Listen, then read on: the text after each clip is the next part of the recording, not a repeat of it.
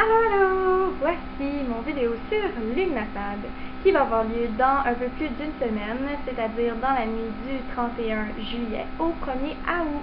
Alors Lugnasad, c'est la fête de Lugh, comme ça le dit. En fait, ce serait la fête de la mère de Lugh. Ça a été organisé, ça a été inventé, instauré par Lugh.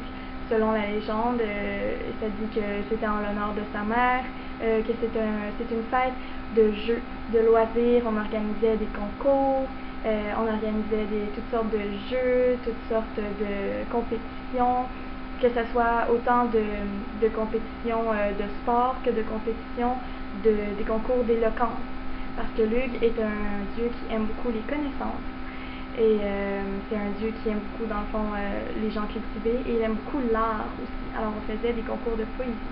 Alors naturellement parlant, Lugnasad, c'est la fête de la première moisson. Donc c'est une fête où est-ce qu'on va retrouver beaucoup de nourriture, mais en même temps c'est pas une fête qui est axée sur la nourriture, mais vraiment sur les loisirs. Donc les couleurs de Lugnasad sont le jaune, le orangé, le marron, le doré, c'est-à-dire les couleurs dans le fond du dieu, les couleurs de l'automne un peu.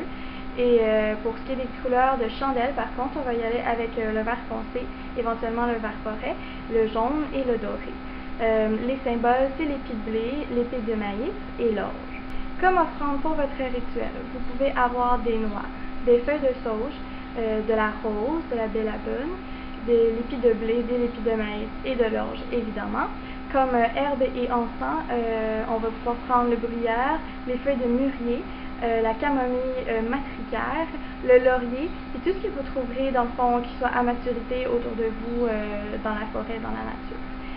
Ensuite, comme activité à faire, on peut faire justement des compétitions de sport et toutes sortes de jeux. Ça peut être des rituels pour apporter la paix dans le monde, comme c'est un aspect qui était très important dans la fête que Lugh avait instaurée, et il était très axé sur l'honnêteté, sur l'entraide, la générosité. Donc, on peut aussi méditer. Vous pouvez méditer sur votre rôle de femme ou de mère ou d'homme et de père.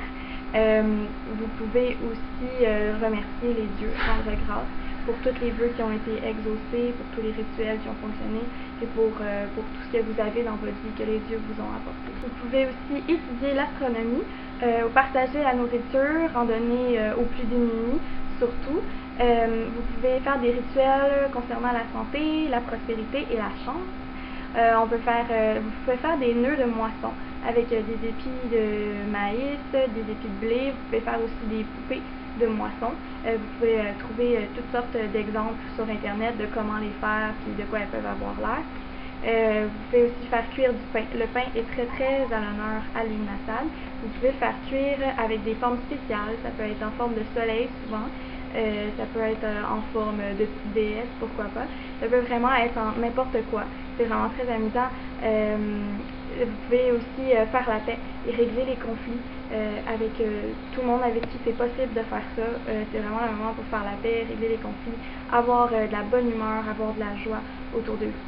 Pour le repas, donc, vous concoctez quelque chose avec évidemment les récoltes de votre première moisson ou de la première moisson de quelqu'un d'autre, mais tout ce qui est récolté dans ce temps-ci de l'année, donc du pain, du blé, de l'avoine, des céréales, des pommes de terre. Vous pouvez utiliser le lait aussi et les fruits de saison. Pourquoi pas vous faire des bonnes tartes au mûr, au baies. Vous pouvez remplacer le vin par le cidre pour Lugnasad. Et puis voilà. Ce qui est vraiment super, c'est que cette année, la pleine lune tombe le 2 août. Donc, ça peut ajouter beaucoup de force à votre rituel si vous décidez de le faire le 1er au soir, dans le fond, dans la nuit du 1er au 2. C'est très faisable aussi. Ça va rajouter juste un petit plus à votre rituel, puis c'est ça. Sinon, il y a la lune bleue qui est ce mois-ci. J'aimerais ça en parler dans mon vidéo de la semaine prochaine. Donc, je vais faire mes petites recherches au courant de la semaine pour vous faire une petite vidéo là-dessus. Et puis, voilà. Alors, je vous souhaite à tous un merveilleux Lugnasad et beaucoup d'amour, beaucoup de prospérité et beaucoup de chance dans vos vies.